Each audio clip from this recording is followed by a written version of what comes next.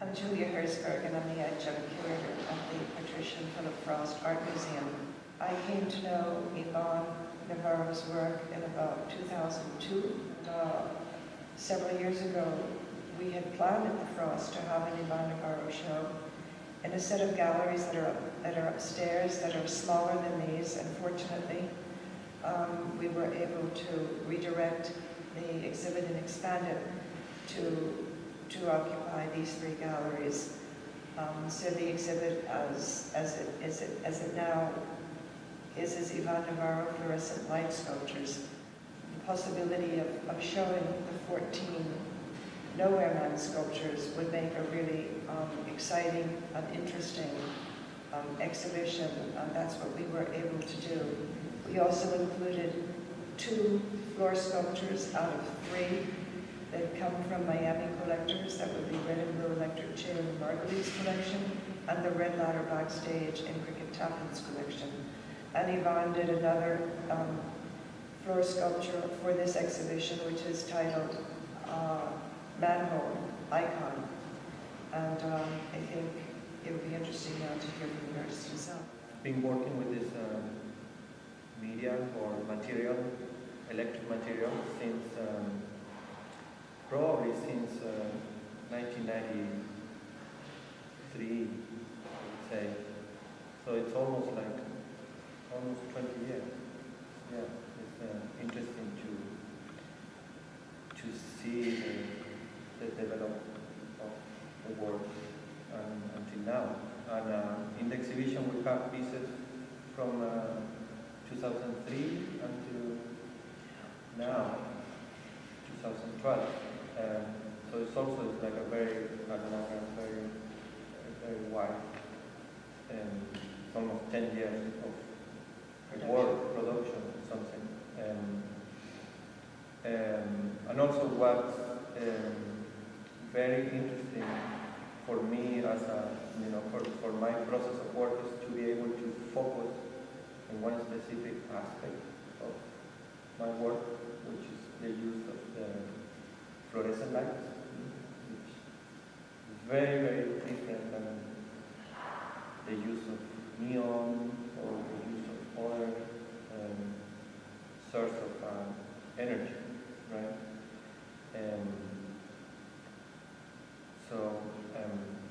It's a big, for me, it's a big step in my career to do this show. It's actually, I would say, my first museum show in the U.S. His music has always been such an important part of your own background and your own passion. We thought that it would be interesting to include 3 very important videos, which are very grounded in music as well as visual imagery. And so the 3 that we've chosen for this exhibit were chosen to expand upon the Nowhere Man series and the floor sculptures that were chosen, because actually Iván works in multiple directions at once. So at about the same time that Red and Blue Electric Chair was being created, which was part of a large series of electric chairs, he began thinking about videos and actually did one of the videos that we are showing here at the same time he did Red Ladder.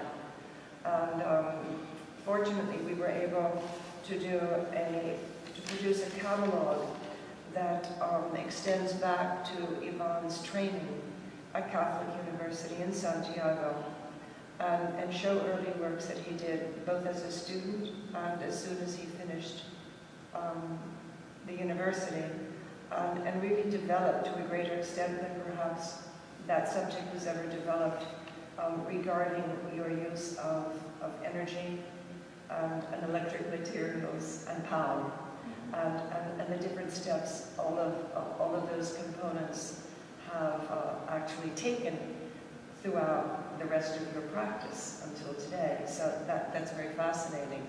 That's an interesting point about the videos. It's not video art in a way.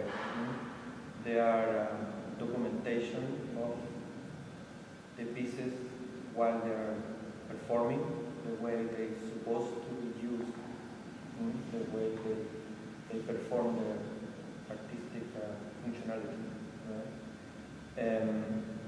But at the same time, with the component of music, for me, they become something. They become a piece.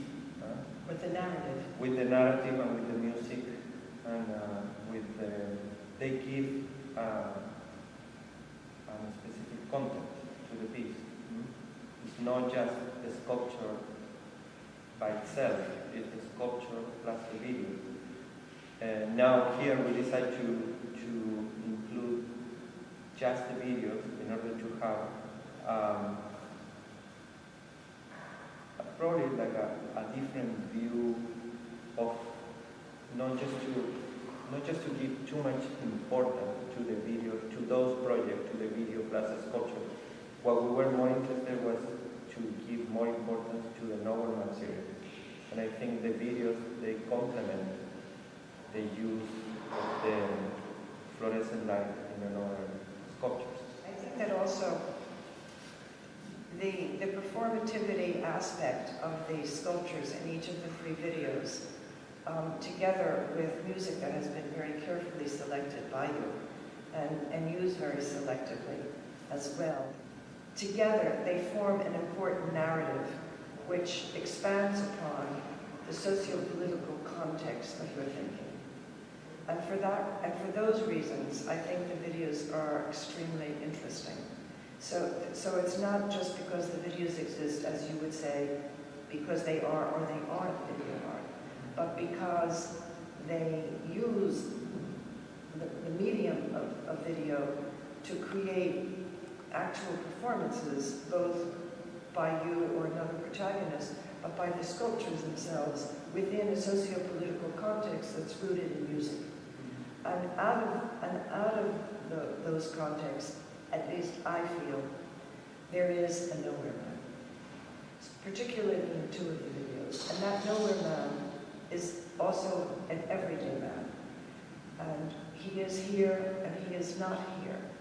So all the kind of conundrums that also exist in much of your sculpture are very much part of the videos. But I would also look at the videos as a documentation of a specific moment and related to specific pieces. That's why the songs are similar, but at the same time they are different.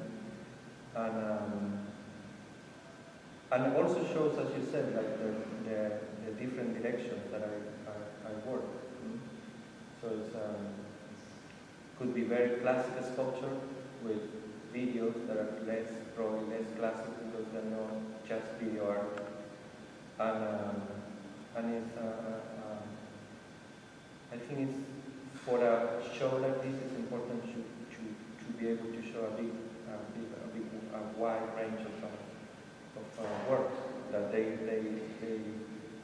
are in different directions, but at the same time they have something in common. That since 2001, as a minimum, Iván's sculptures have become dialogues or conversations with many other artists, certainly Dan Flavin being a primary one, but designers and architects as well.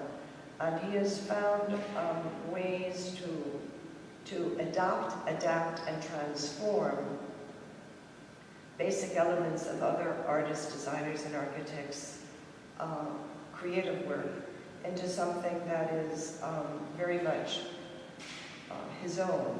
One of the examples is the Nowhere Man.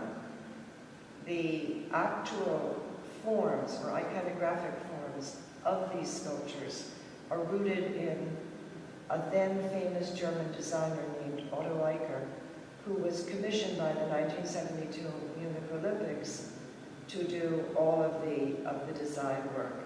And Otl Aicher produced originally 21 pictograms, of which Iván Navarro chose 14.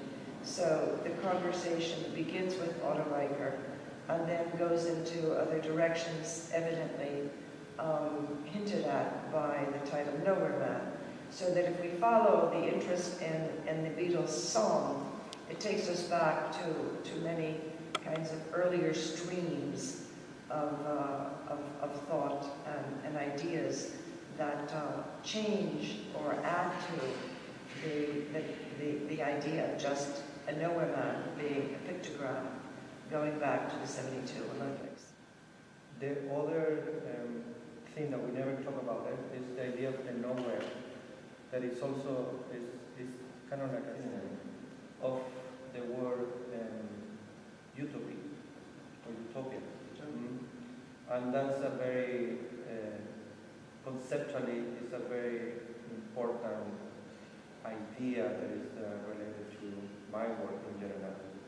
The history of the idea of utopia comes from the word nowhere. And that's the origin of the word. That's what it means, utopia. You know? So, as I said before, that's kind of like my some kind of Guiding light? guiding light, yes. Great. In whatever way you want to take it. Thank you. It's been a great 2.5 years to have worked with you on this project.